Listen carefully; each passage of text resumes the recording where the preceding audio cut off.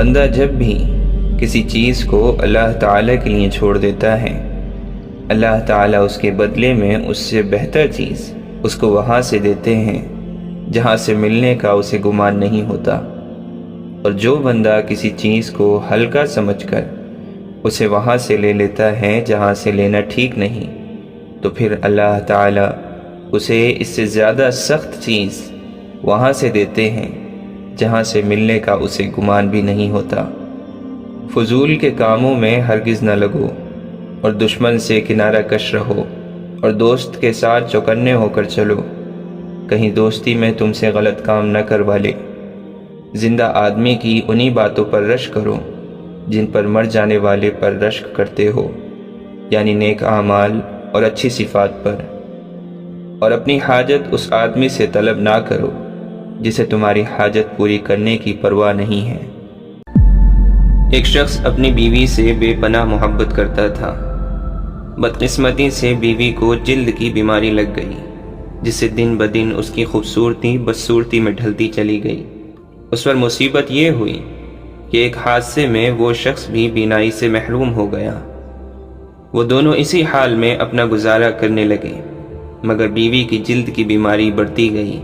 وہ اتنی بدصورت ہو گئی کہ کوئی اسے دیکھتا تو کراہت محسوس کرتا، مگر اس کا اندھا شوہر اسے لقمے توڑ توڑ کر کھلاتا تھا۔ وہ سوچتی کہ اگر میرا شوہر اندھا نہ ہوتا تو شاید اس کے ساتھ نہ رہ پاتا، اور میں اپنے آپ کو اس حال میں اپنے شوہر کو دکھانے سے پہلے ہی مر جاتی۔ اور پھر اسی دوران بیوی کا انتقال ہو گیا۔ اس صدمے میں شوہر نے اپنا سب کچھ فروخت کیا اور دوسرے شہر جانے لگا۔ تو راستے میں کسی نے آواز دی، اب تک تو تمہاری بیوی تمہاری آنکھیں بنی ہوئی تھی، وہی تمہیں پکڑ پکڑ کر راہ چلاتی تھی، وہی تمہاری مدد کرتی تھی، اب کہیں اکیلے کیسے جاؤ گے؟ اس شخص نے کہا، بھائی میں اندھا نہیں ہوں، اندھا بنا ہوا تھا۔ یہ احساس میری بیوی کے لیے بہت تکلیف دہ ہوتا کہ میں اس کی بدصورتی کو دیکھ رہا ہوں۔ یہ کہہ کر وہ شخص شہر چھوڑ گیا۔ کہنے والے کہتے ہیں جب اس شخص کا انتقال ہوا تو اللہ کی مخلوق اسے اللہ کا ولی کہہ کر پکارتی تھی۔ جو شخص کسی مومن سے کسی دنیاوی تکلیف کو دور کرے گا، اللہ تعالیٰ اس سے قیامت کے دن کی تکالیف کو دور فرمائیں گے، اور جو کسی تنگ دست کے ساتھ آسانی کا معاملہ کرے گا، اللہ تعالیٰ اس کے ساتھ دنیا اور آخرت میں آسانی کا معاملہ فرمائیں گے۔ جو کسی مسلمان کی پردہ پوشی کرے گا، اللہ تعالیٰ دنیا اور آخرت میں اس کی پردہ پوشی فرمائیں گے۔ جب تک بندہ اپنے بھائی کی مدد میں رہتا ہے، اللہ تعالیٰ اس کی مدد فرماتے رہتے ہیں۔ جو شخص کسی ایسے راستے پر چلے جس میں علم کو تلاش کر رہا ہو، تو اللہ تعالیٰ اس کے لیے جنت کے راستے کو آسان فرماتے ہیں۔ جب بھی کوئی جماعت کسی مسجد میں جمع ہو کر اللہ تعالیٰ کی کتاب کی تلاوت فرماتی ہے یا اس کا باہمی مذاکرہ کرتی ہے، تو ان پر اللہ تعالیٰ کی طرف سے خاص رحمت نازل ہوتی ہے اور انہیں گھیر لیتی ہیں، اور فرشتے ان کے گرد حلقے بنا لیتے ہیں، اور اللہ تعالیٰ اپنے پاس موجود فرشتوں سے ان کا ذکر فرماتے ہیں۔ تمام عالم کی روح اللہ کا ذکر ہے۔ جب تک اللہ تعالیٰ کی یاد قائم رہے گی، عالم قائم رہے گا۔ جب دنیا اللہ کی یاد چھوڑ دے گی تو سمجھو عالم کے کوچ کرنے کا وقت آ گیا۔ حدیث میں ہے، نبی کریم صلی اللہ علیہ وسلم نے ارشاد فرمایا، قیامت اس وقت تک قائم نہ ہوگی جب تک ایک انسان بھی اللہ اللہ کرنے والا رہ جائے گا۔ جب ایک بھی اللہ اللہ کرنے والا نہ رہے گا تو قیامت قائم ہو جائے گی، کیونکہ جب روح نہ رہی تو ڈھانچہ کسی کام کا نہیں، اسے گرا دیا جائے گا۔ معلوم ہوا کہ سارے عالم کی روح اللہ کا ذکر ہے۔ اصل مقصد ذکر الہی ہے، اور یہ نماز، روزہ، حج، زکوٰۃ وغیرہ تمام احکام اسی کے ذریعے ہیں۔ تکلیف آتی ہے ہمارے اعمال کی وجہ سے، ہماری وسعت برداشت کے مطابق، اللہ کے حکم سے۔ ہر تکلیف ایک پہچان ہے، اور یہ ایک بڑی تکلیف سے بچانے کے لیے آتی ہے۔ شدید تکلیف میں دکھ کے اظہار کی اپنی ترتیب نرالی ہے۔ سب سے پہلے اپنی ماں یاد آتی ہے، پھر قریبی دوست، احباب، اور جب کسی سے کچھ نہیں بن پڑتا تو بے تحاشا، بے ساختہ اور بے پناہ اپنا رب یاد آتا ہے۔ ہر کامیاب شخص کے پاس ایک تکلیف دہ کہانی ہوتی ہے، اور ہر تکلیف دہ کہانی کا انجام کامیابی ہوتی ہے۔ اس لیے تکلیف کو برداشت کرنے کی عادت ڈالو اور کامیابی کے لیے تیار ہو جاؤ۔ درد سب کے ایک جیسے ہیں، مگر حوصلے الگ الگ ہیں۔ کوئی بکھر کر مسکراتا ہے تو کوئی مسکرا کر بکھر جاتا ہے۔ ہم میں سے زندہ وہی رہے گا جو دلوں میں زندہ رہے گا، اور دلوں میں زندہ وہی رہتے ہیں جو خیر بانٹتے ہیں، محبتیں بانٹتے ہیں، آسانیاں بانٹتے ہیں۔ میں کسی کو کچھ سکھا نہیں سکتا، صرف انہیں سوچنے پر آمادہ کر سکتا ہوں۔ تلاش کرو ایک ایسا شخص کہ جو آنکھوں میں اس وقت درد دیکھ لے جب دنیا ہم سے کہتی ہے، کیا یار تم ہمیشہ ہنستے رہتے ہو۔ سب انسان ایک جیسے نہیں ہوتے، بہت فرق ہوا کرتا ہے۔ کوئی زندگی کو گزارتا ہے اور کسی کو زندگی گزار دیتی ہے۔ عادتیں انسان کی تربیت کا پتہ دیتی ہیں، ماتھے پہ کسی کے کچھ لکھا نہیں ہوتا۔ رشتوں کی بقا کے لیے رابطے ضروری ہیں، کیونکہ بھول جانے سے تو اپنے ہاتھوں سے لگائے درخت بھی سوکھ جاتے ہیں۔ انسان ہمیشہ تکلیف میں ہی سیکھتا ہے، خوشی میں تو پچھلے سبق بھی بھول جاتا ہے۔ کبھی کبھی تو گھٹن اتنی بڑھ جاتی ہے کہ دل چاہتا ہے کہ کسی ایسی جگہ جا کر سانس لی جائے جہاں کسی انسان کا نام و نشان ہی نہ ہو۔ کسی کا دل توڑ کر معافی مانگنا بہت آسان ہے، لیکن اپنا دل ٹوٹنے پر کسی کو معاف کر دینا بہت مشکل ہے۔ سب انسان مردہ ہیں، زندہ وہ ہیں جو علم والے ہیں۔ سب علم والے سوئے ہوئے ہیں، بیدار وہ ہیں جو عمل والے ہیں۔ تمام عمل والے گھاٹے میں ہیں، فائدے میں وہ ہیں جو اخلاص والے ہیں۔ سب اخلاص والے خطرے میں ہیں، کامیاب وہ ہیں جو تکبر سے پاک ہیں۔ خدا سے جب بھی دعا مانگو تو مقدر مانگو، عقل نہیں، کیونکہ میں نے بہت سے عقل والوں کو مقدر والوں کے در پر دیکھا ہے۔ جب کانوں کو غیبت سننے کی لت لگ جائے تو چغلی زبان کا چسکا بن جاتی ہے اور کینہ دل کا سکون۔ اگر تم اپنا ایمان مضبوط کرنا چاہتے ہو تو اس کے لیے تمہیں اپنے اندر کی سختی دور کرنا ہوگی۔ چٹان کی طرح مضبوط ایمان کے لیے کسی پرندے کے پروں سے بھی زیادہ نرم دل درکار ہیں۔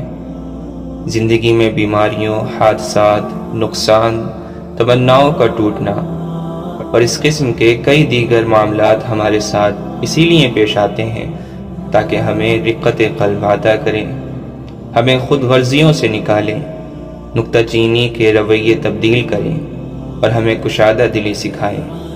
کچھ لوگ تو سبق سیکھ کر نرم ہو جاتے ہیں اور کچھ لوگ پہلے سے بھی زیادہ سخت مزاج اور تلخ ہو جاتے ہیں۔ حق تعالیٰ کے قریب ہونے کے لیے ضروری ہے کہ ہمارے دل اتنے کشادہ ہوں کہ تمام انسانیت اس میں سما سکے اور اس کے بعد بھی ان میں مزید محبت کی گنجائش باقی رہے۔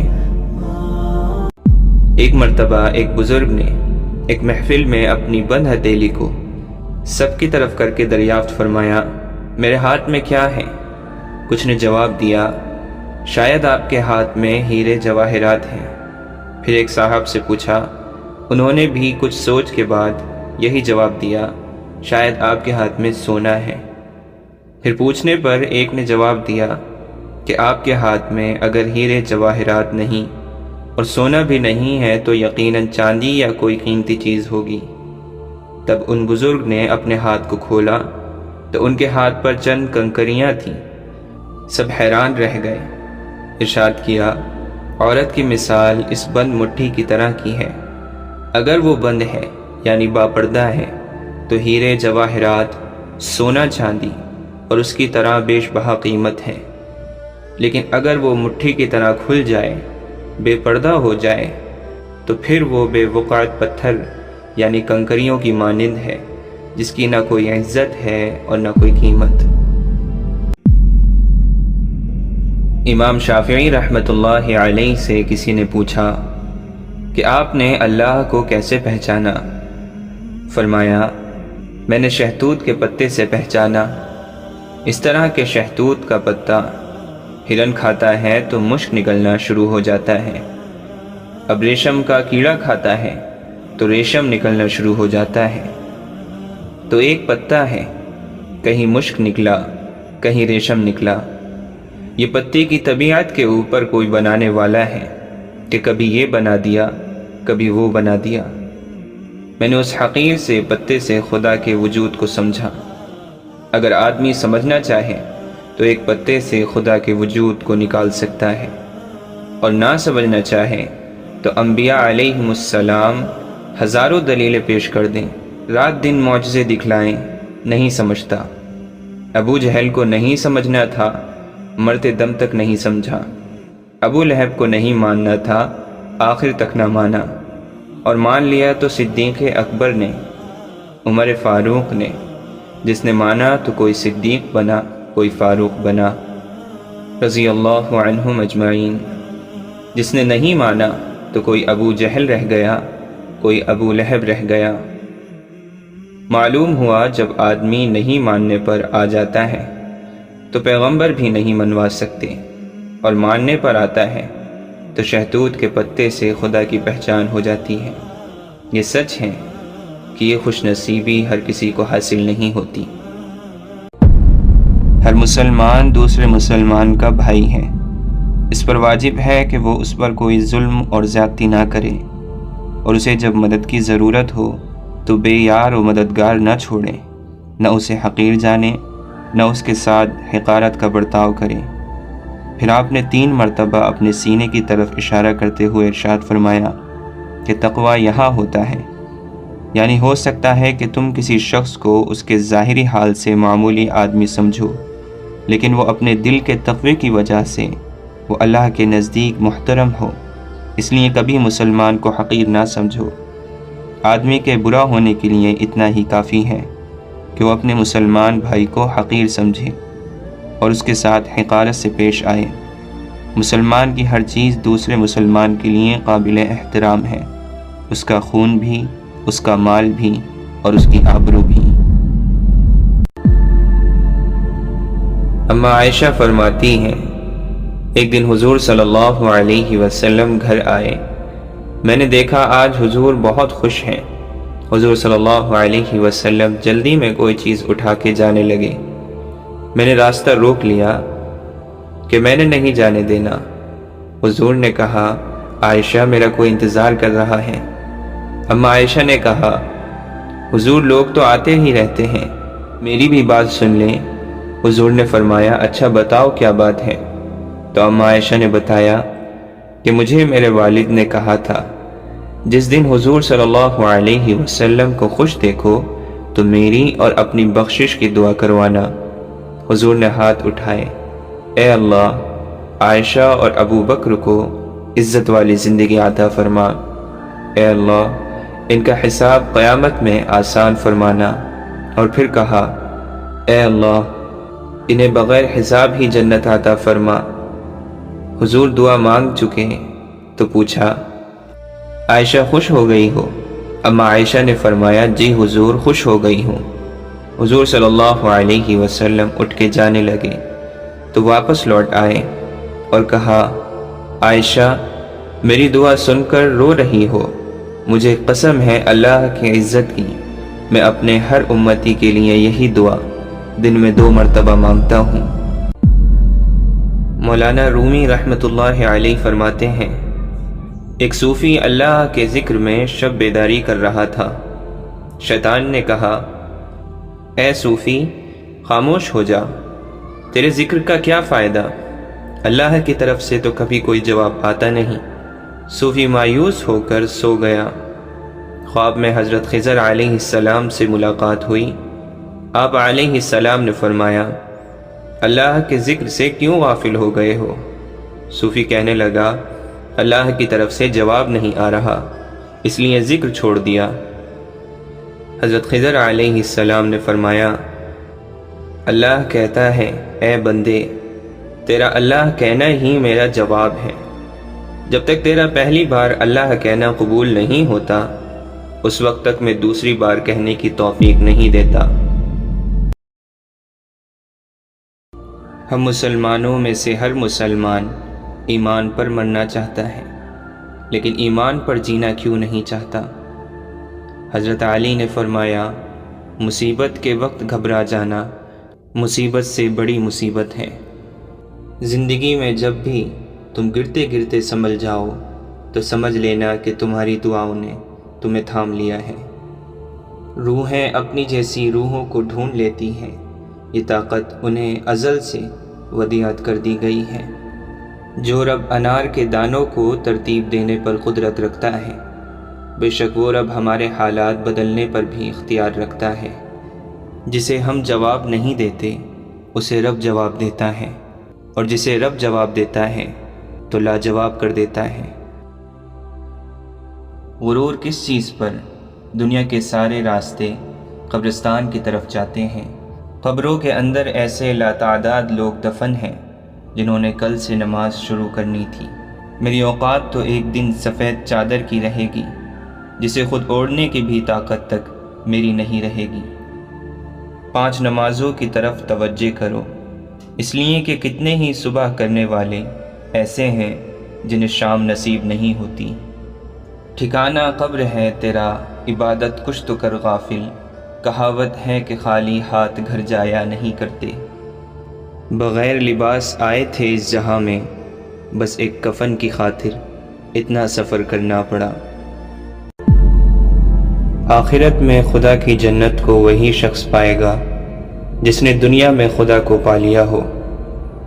خدا کو پانے والا وہ ہے جس نے چھپے ہونے کے باوجود اس کو یقین کی آنکھوں سے دیکھا ہے، جس نے اپنے سینے کی دھڑکنوں میں اس کو بولتے ہوئے سنا ہے، جس نے خدا کی کتاب کو اس طرح پڑھا ہے گویا وہ خود اپنے اندر رکھے ہوئے صحیفے فطرت کو اپنی زبان سے دہرا رہا ہو۔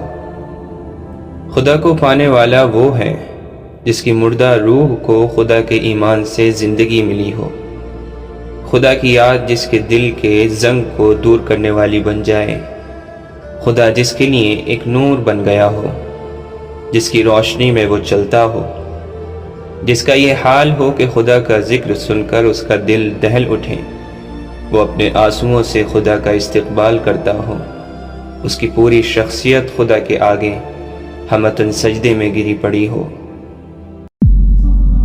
جب قرآن کریم کی یہ آیت اتری، مَن یعمل سوءًا یجز بہ، یعنی جو کوئی برا کام کرے گا اس کی سزا پائے گا، اس موقع پر حضرت ابو بکر صدیق رضی اللہ عنہ فرمانے لگے، اے اللہ کے رسول، خوشی ختم ہو گئی، اس لیے کہ اللہ تعالی نے فرما دیا کہ جس نے بھی جو غلطی کی، کوتاہی کی، اسے اس کی سزا ملے گی۔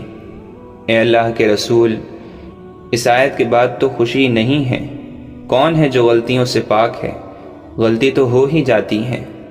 اس پر آپ صلی اللہ علیہ وسلم نے فرمایا، صدیق جب تو بیمار ہوتا ہے تب بھی تیرے گناہ معاف ہوتے ہیں، تجھے ٹھوکر لگتی ہے تب بھی تیری خطائیں معاف ہوتی ہیں، تجھے کوئی دکھ پہنچتا ہے تب بھی تیری خطائیں معاف ہوتی ہیں، تیری ہر تکلیف کے بدلے تیری کوئی نہ کوئی چھوٹی خطا معاف کی جاتی ہے، تاکہ جب تو اللہ کے پاس جائے تو گناہوں سے بالکل پاک صاف ہو کر جائے۔ حضرت ابن عباس رضی اللہ عنہ سے روایت ہے، نبی اکرم صلی اللہ علیہ وسلم نے ارشاد فرمایا کہ اللہ تعالی بندے کے 3 قسم کے گناہ معاف نہیں کرے گا، ان گناہوں کے علاوہ جس قدر گناہ ہوں گے ان کو معاف کر دے گا، لیکن ان 3 گناہوں کو کبھی معاف نہیں فرمائے گا۔ اللہ تعالی کے ساتھ کسی کو شریک ٹھہرانا، جادو کرنا یا کروانا، اپنے مسلمان بھائی کے ساتھ حسد کرنا، یعنی اگر کوئی آدمی ان گناہوں سے توبہ کیے بغیر مر جاتا ہے تو اس کو معاف نہیں کیا جائے گا۔ ان گناہوں کے علاوہ اور جتنے گناہ ہوں گے اگر اللہ چاہے گا تو معاف کر دے گا۔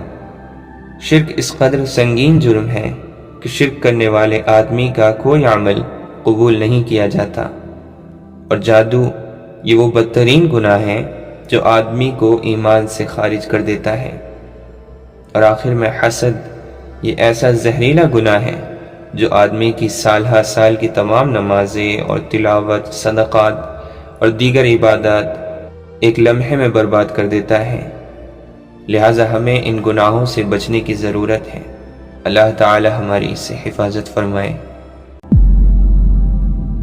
حضرت حارث بن خزرج بیان کرتے ہیں کہ میرے والد نے کہا، رسول اللہ صلی اللہ علیہ وسلم نے فرمایا، میں نے ملک الموت کو ایک انصاری صحابی کے سرہانے بیٹھا ہوا دیکھا تو کہا، اے ملک الموت، میرے صحابی کے ساتھ نرمی کرنا، یہ مومن ہے۔